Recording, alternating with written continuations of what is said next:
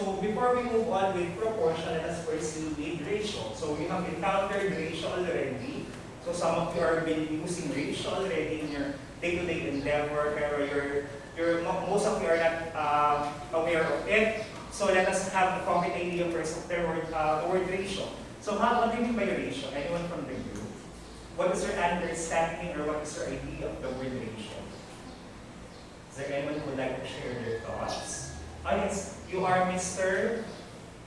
Oh yes, Mr. Ventura. Yes, Franz. I think that ratio is the comparison of Two amounts of two things. So when you talk about ratio, so that is correct. So when you talk about ratio in comparison of the amount of things, or what we call the quantities. So anything and everything that is quantifiable is considered as a ratio.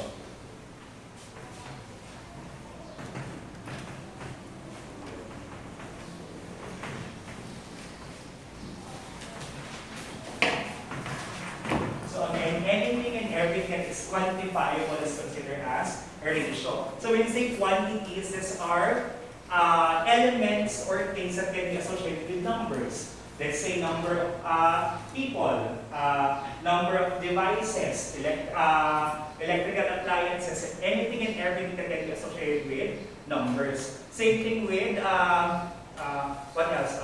Water, temperature, hours, anything and everything. So we're basically comparing this element. So one good example of ratio will be the number of teachers to the number of students. Let's say on this class we have 1:2. How many are you? You are 9. Kasi wala pa si Evan or wala si Evan. So it will be 1:9 for every. Or for this classroom there is 1 teacher and there will be 9 students. So can you give or can you think of other examples of ratio that you usually see or see in our surrounding or in your day-to-day experiences? Can you give me some examples of ratio? For this classroom, there will be 4 lights. Or we can say 1:4. For every classroom, there are 4 light bulbs. Can you think of other examples that you usually see in our surroundings? Yes, Miss? Yes, Miss Maricina? 1:2. 1:2, which means? For every one classroom, there will be 2. So there will be 1:2, 1 classroom, or for every classroom there will be 2 electric fans. What else? Can you cite other examples of ratio? Yes, you are. Yes, Yalom. For 1:10. 1:10, which is? For everyone, one building is equal to 10 classrooms. So one building, or for every building, there will be 10 classrooms. Can you cite other examples of ratio? Yes, you are. Yes, Brigoni. 1:3. 1:3, which means? For every one classroom, there would be 3 rows of table and seat. So there will be 3, again? What's the other? Of table and seat. Rows of tables and seats. So what do you mean by the word ratio? Or the examples of ratio. And ratio can be presented in different ways or different forms. Parang tayo, we have different different preference. Halimbawa sa pananamit, there will be different way of presenting ourselves. Pwedeng formal, medyo minsan preppy, minsan classic, but at the end of the day, we are still the same. Tayo pa rin naman yun. So same thing with ratio. There will be different way of presenting the condition of ratio. So what will be the different ways of presenting ratio? First on the list will be using column. Let's say we have your A and B as your given element. These are representations, these are just symbols. So if we're going to have A and B as our elements or the quantities involved, it can be written in column form as A is to B. This one is read as is to. Another way of presenting your ratio will be, aside from column, baka meron na may idea from the class. What would be the other way of presenting or writing a ratio rather, not a proportion, but a ratio? Yes, Ms. Purisima. Fraction po. Again? Fraction. Using a fraction bar. So we have fraction bar. So we have A over B. But since we're dealing with ratio, this one is read as A is to B pa rin. Aside from that, what else? Aside from fraction bar, from column, what else have you encountered a different way of presenting a ratio? Yes, good morning, ma'am. You forgot your phone. Oh yes, what will be the other one? Or the next one? Meron ba kayo naisip? We can also utilize slash. Kasi in some other books, they are utilizing slash to connote ratio. So we have A is to B. And the last one will be using the word connecting this quantities. That will be word phrase, or simply phrase. That will be A is to B. These are the different ways of presenting your ratio. Ibig sabihin po, if you will encounter any of this, it will pertain to one element or one condition, which is ratio. Maliwanag po for that one. And how are we going to simplify terms when it comes to ratio? When we talk about ratio, we're dealing here with quantities with same unit. Particularly, we're dealing with measurements and elements with units like days, weeks, something like that. So how are we going to simplify and we're going to treat this condition? Let's say we have here 15 days to 5 weeks. We cannot have that as 15 is to 5. Why? Because the units are different.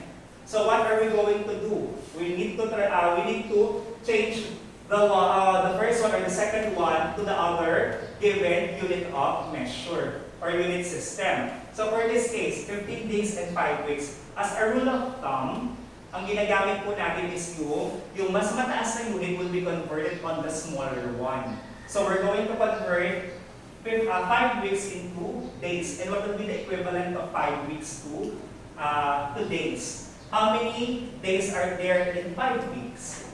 Yes. 35. That will be 35. Simply multiply by 7. And then, so we now have here 15 is to 35. Since they have the same unit of measure, that can now be treated as one ratio. But what have we noticed? This one is still simplifiable, or we can still reduce this one. So what will be the number divisible for 15 and 35? Yes, Gregory, that will be 5. So we have here, what will be the new ratio? If we already divide by 5, 3 is to 7. That will be 3 is to 7 as our final answer. Remember that the unit must be the same with one another. Any clarification so far for ratio? Baka meron tayong conditions or questions. Another one, how about if we have here 3 hours to 50 minutes? Let's have this side. So 3 hours to 50 minutes. What will be its ratio? So again, the given condition has a different unit. Isang hours, the other one is minutes. So let us convert one in terms of the other. So what will be, how many hours are there, or how many minutes are there in 3 hours? Since yung hours ang mas malaki, ang value ng unit. How many hours, or minutes rather, are there in 3 hours? That will be, yes, kabuhat? 180. So 180 minutes to 50 minutes. Medyo nag-crowd na doon sa part na yun. So we have 180 is to 50. Again, the terms are not yet simplified. So what are we going to do next? Determine the number divisible to both condition, or to both given to the given condition. What would be the number divisible for 180 and 50? Yes, Mr. Kapuhan. 10 po. 10, that will become, what will be your new ratio? It will be 80 is to 5. Question po for that? Clarifications? Baka meron tayong clarification. So that is how to present your ratio and how to simplify and to create given ratio on your condition. What if there will be problems involving ratio? How are we supposed to simplify them or to answer them? Paano ba ito-solve yung problem na may kinalaman sa ratio? Let me just read the problem. Two numbers are in the ratio 2 is to 3. So there will be two numbers.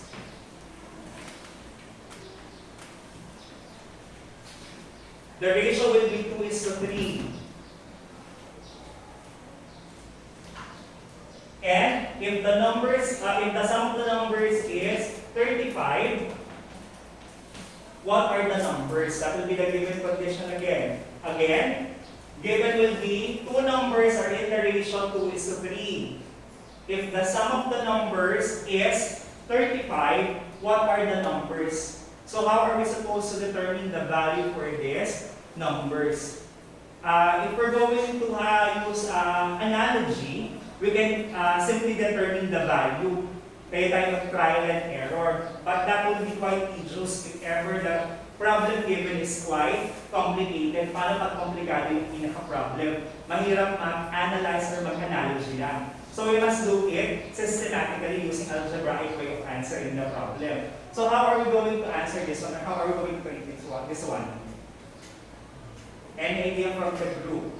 So first thing to do is to get a common factor. Kailangan may common factor muna tayo. And for this one, let us have x as a common factor. That will be the first step. Identify a common factor. Any variable or any letter from the alphabet will do as your common factor. After that, using the ratio, multiply by the common factor. So 2 will be the first term on the ratio times the common factor, 3 times the common factor. Add this ratio with the common factor and equate that by the total value, which is 35. That will be the process. Get the common factor, multiply the common factor with the terms in the ratio, add this ratio and equate by the total value. So we have 2x plus 3, that will be 5x, 5x equals to 35. What will be next? What do you think will be the next step? We don't have yet the value for x, so how are we going to get the value for x? X periodically. Divide the 5. So divide both sides by 5. So we have your x equals to what? What will be 35 divided by 5? 7. That would be, yes, Miss Carol. 7. That would be 7. Is 7 what we are looking for? No. What will be 7? Just the common factor. So hindi pa siya yung hinahanap natin na it's just the common factor. So what are we going to do next to get the value that we are really looking for? So the common factor should be multiplied by the ratio. So 2 times 7, that will be 14 for the first number. So let us have your example lang for the first number, 14. How about for the other number? 3 times 7? 21. And if you're going to sum it up, it should be equal with 35. So we're still jive with the given condition. Nakuha po yung process. Again, let me just repeat the process. First, a common factor. Any variable will do. Kung gusto nyo ng A, ng B, ng C, or any other letter from the alphabet, it will be your choice. Then after that, multiply the common factor with the ratio, add them up, and equate with the total value. Next one, number 4. What if we have here, the measures of the angle of a triangle are in the ratio 2:3:4. Ratio will be 2:3:4. Measurements to ng angles, there will be 3 angles on your triangle, and the ratio for the angles will be 2:3:4. So what will be the measure for each angle? So how are we going to answer each angle or the value for each angle? What will be its measure? Kanina meron tayong sum. On this case, there is no mentioned value for the sum. So how it will be treated? First again, have the common factor. Let us have y on this case naman as common factor. So we have 2y plus 3y plus 4y. But the question now is, what will be its total value? Any idea what will be the total value? We're pertaining to angle. Yes, Ms. Purisima. It would be 180. As per theorem, regarding the sum measures of the triangle, if you're going to sum up a triangle or the angle of a triangle, it will always equal with 180 degrees. Kaya po naging 180 yung ating total value. And simplifying this one, 2y plus 3y plus 4y. And I would like to answer. Yes? It will be? It will be like, yes, any question? We have 9y equals to 180. Then divide by 9 for this case. What will now be the value for y or for the common factor? Anong lalabas ngayon ng common factor natin? Value ng common factor lang. Oh yes. 20. Again, 20. it will be 20. Maliwanag. For the common factor. How about for the actual values of the angles? Baka may gustong sumagot. What are the actual values for the angles? If the common factor or the common multiplier will be 20, what will be the value for the first one, second, and the third one? Oh yes, Ms. Florisima. Sir, 40 is to 60 is to 80.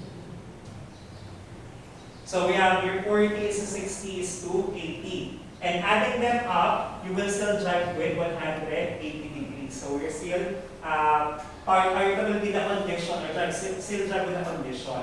Maliwanag po. Clarification for ratio. Sige po, I'll give you time to copy it. Siguro mga 3 minutes before we proceed with the ratio, or with proportion rather.